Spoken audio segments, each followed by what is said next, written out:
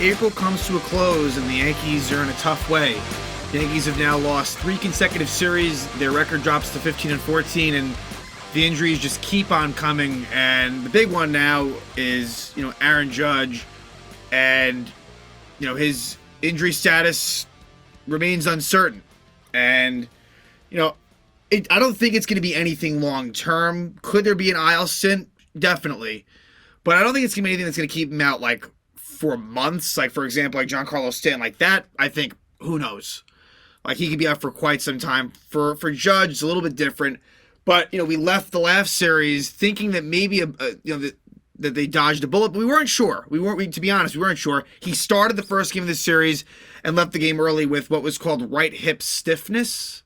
I think it was termed stiffness, but it was a right hip injury, and it was in relation to that steal, the slide against the Twins. And again, it's just unfortunate that happened. It never should have. But even beyond that, I mean, that's obviously like the big thing. But look, like the Yankees, they just cannot hit. And we saw in years past next man up, and how it worked. Namely, 2019, it was ridiculous how so many players not only filled in, but admirably, and that's just not happening now at all.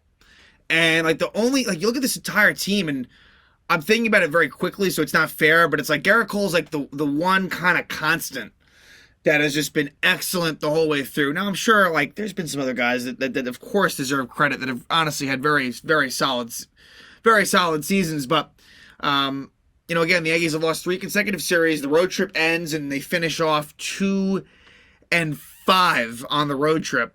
And it's too bad. I was hoping, hey, look, the demeanor of this episode could have been a lot different if the Yankees had at least just split the series somehow. And I thought, going into today with Nestor Cortez in the mound, it was possible. But Nestor Cortez really had his worst start maybe in the last 2 seasons.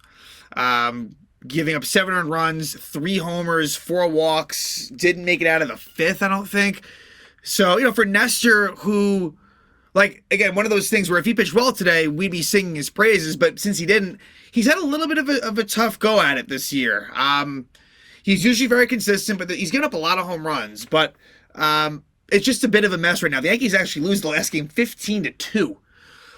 And Nate Eovaldi in game 3, former Yankee, complete game shutout. It's ugly. And the Yankees are not scoring runs. And look, this could get bad. This could get really bad. Right now, look, they're 15-14. There's a lot of time to go. What are we? We're about, 1/6 of the way through the season. Or that's not, no, sorry. You're more than through that. That's not true. But, give or take, there are, 5 months left? May, June, July, 5 months left in the season. And look, I think that the Yankees, they have their work cut out for them. They're going to have to step up in the next series, home against Cleveland. The Yankees took 2 out of 3 at Cleveland. We'll look at some of those, when we're done going through the Texas series, we'll look at the pitching probables, and there's some winnable ones there. Of course, Garrett Cole's going to be going in the series, so when he pitches, you kind of just have to win that one. So we start out at Texas, and it was Garrett Cole versus the former Yankee Andrew Heaney. And Heaney pitched all right, but considering this Yankee lineup, certainly not good enough. 6 innings, 3 runs. Again, solid enough line. I mean, it technically is considered a quality start. But the Yankees have a good second inning. And this is really their best inning of the series. So let's talk about it.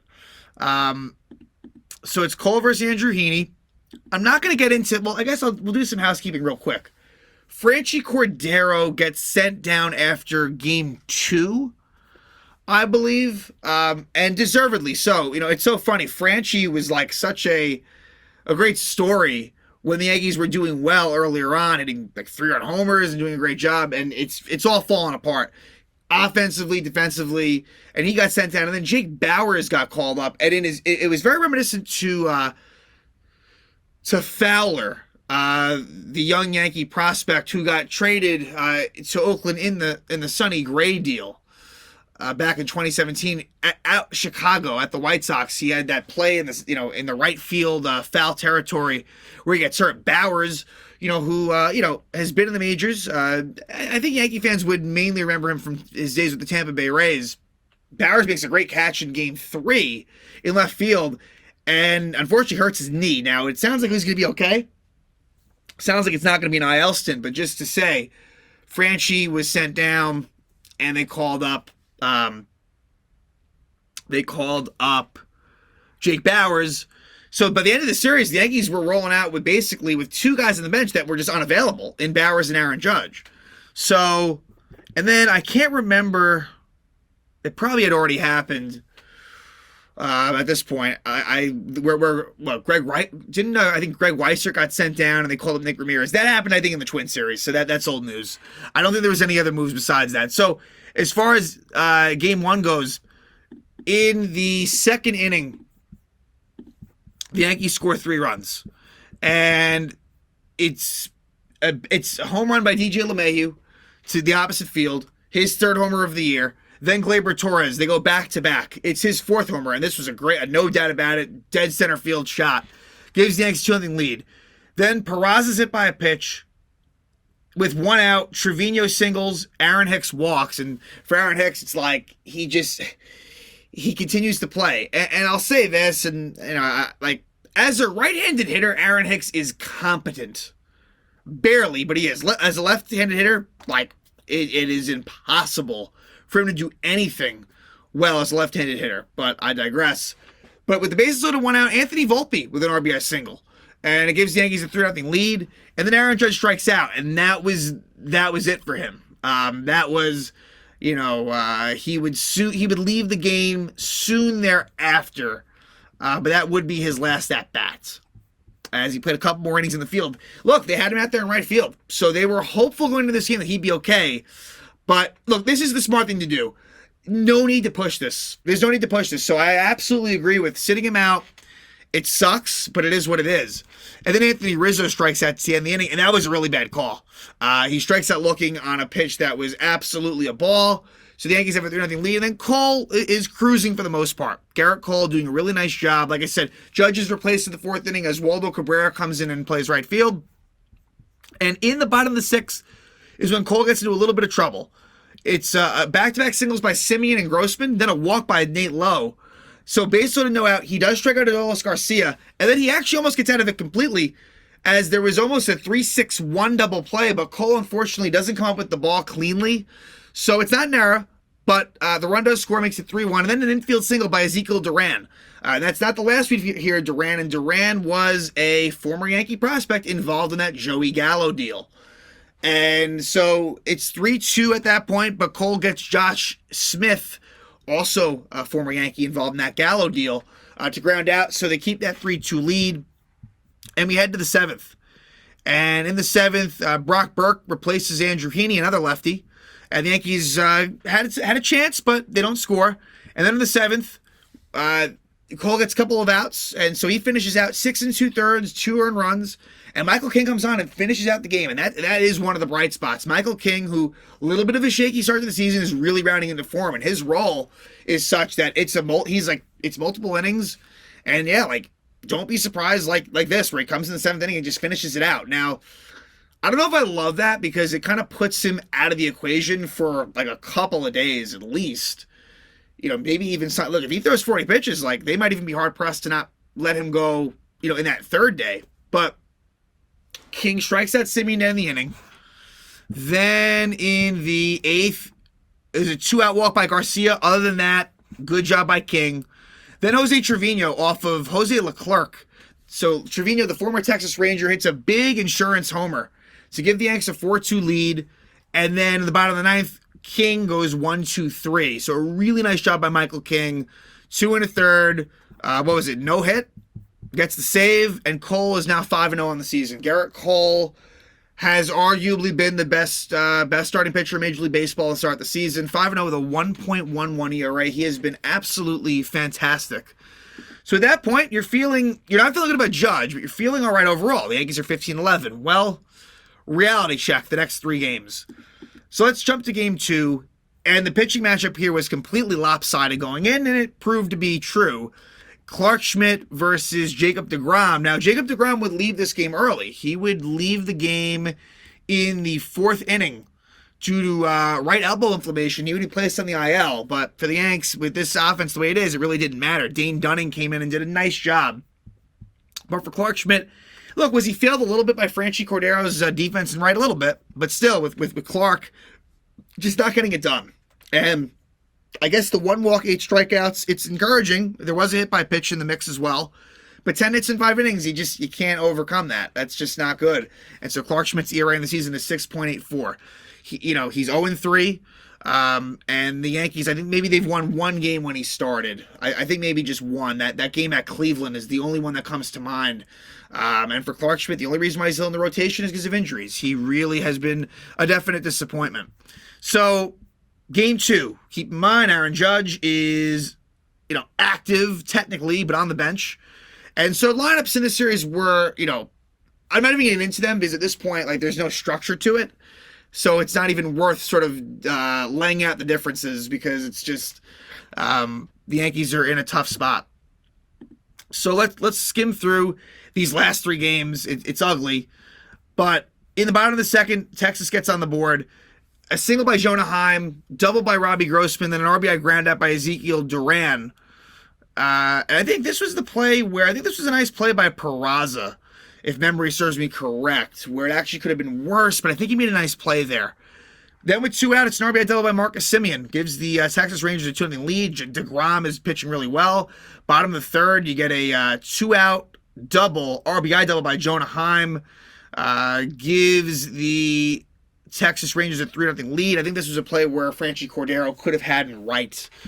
Then Robbie Grossman, it's a 2-run homer. So I guess Franchy, you could have looked at this and look, there were no errors charged to Cordero, but his bad defense definitely cost Schmidt, and Texas takes a 5-0 lead after that Grossman 2-run homer. In the 4th, deGrom finally gives up a hit to Willie Calhoun, the former Texas Ranger. And for Calhoun, again, we're not talking about much here, but versus righties, Calhoun has got to be right in the middle of that lineup.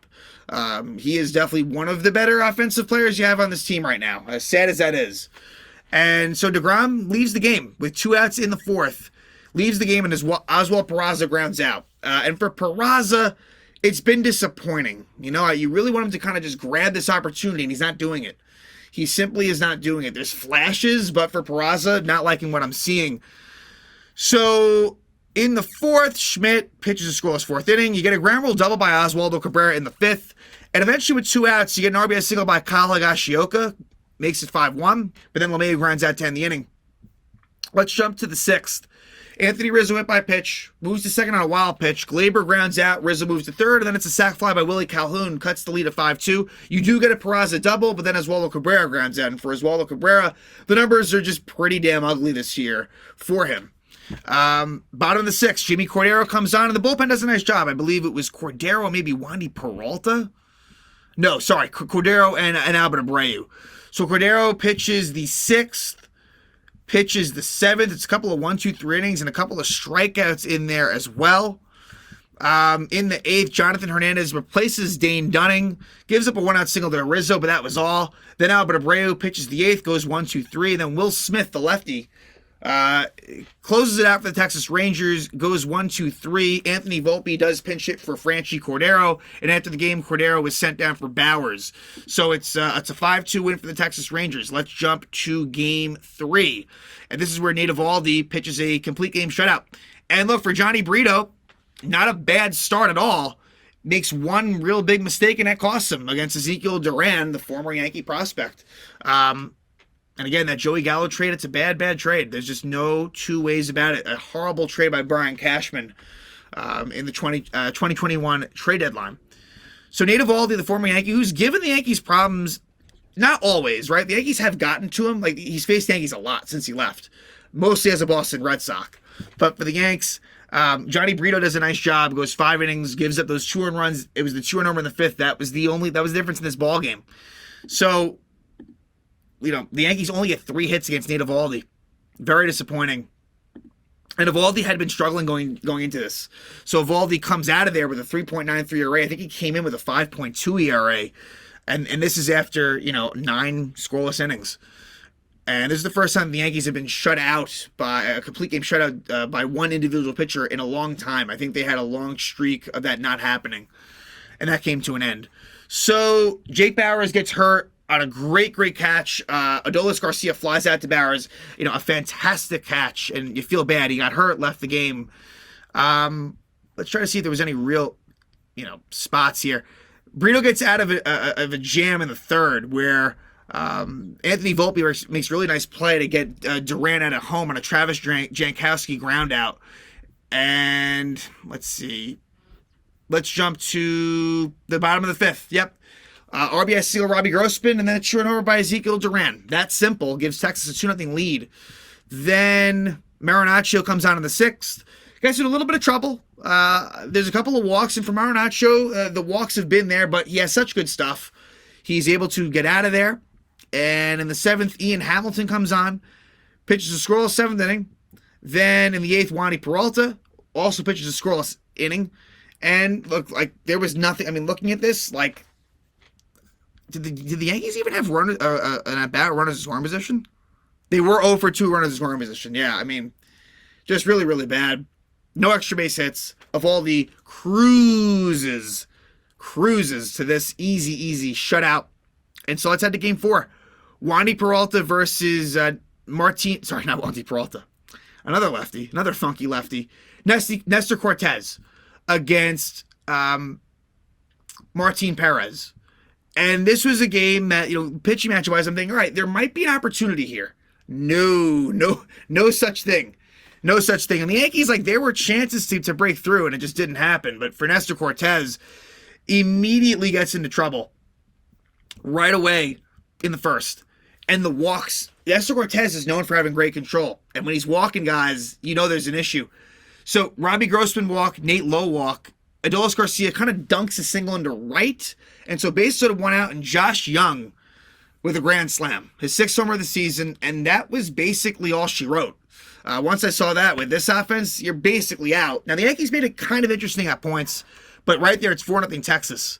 In the third, you get a 1-out single by Aaron Hicks as a right-handed hitter, then a double by Anthony Volpe, but then Oswald Peraza on a 3-1 count. I got to see it again. I thought it might have been a ball. It's an RBI ground out. You just don't want that in that spot. So it's 4-1, and then Anthony Rizzo strikes out to end the inning. Let's jump to the top of the fourth. You get a leadoff walk by LeMahieu, and with a runner on second and 2 out, Connor Falefa gets a single to right, and unfortunately, Adolis Garcia throws DJ LeMahieu out at home. You got to send him with the way the offense is rolling.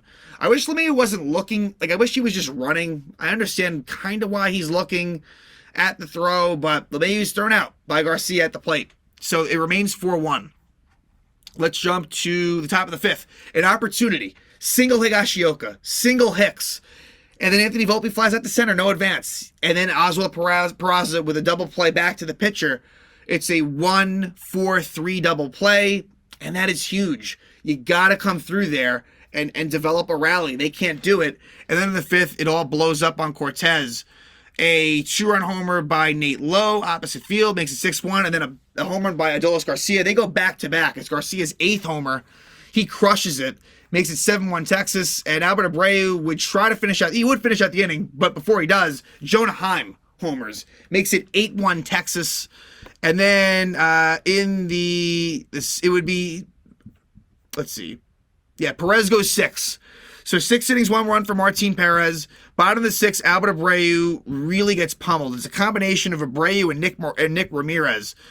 You get a RBI single by Robbie Grossman. You get a bases loaded walk by Josh Young. So at 10-1, Nick Ramirez, the lefty, comes on, gives up a 2-run double to Jonah Heim.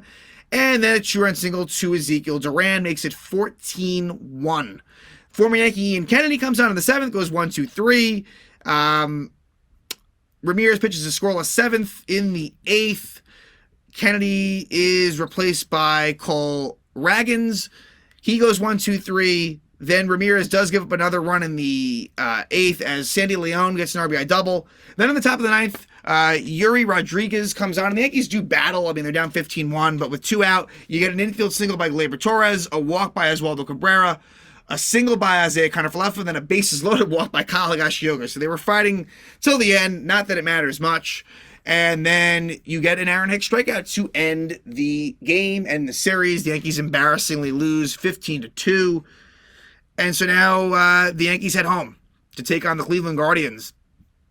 And for the Guardians, they've been struggling as well. I mean, they've had they're 13-15. So let's look at the pitching matchups. Cal Quantrill versus Domingo Germán.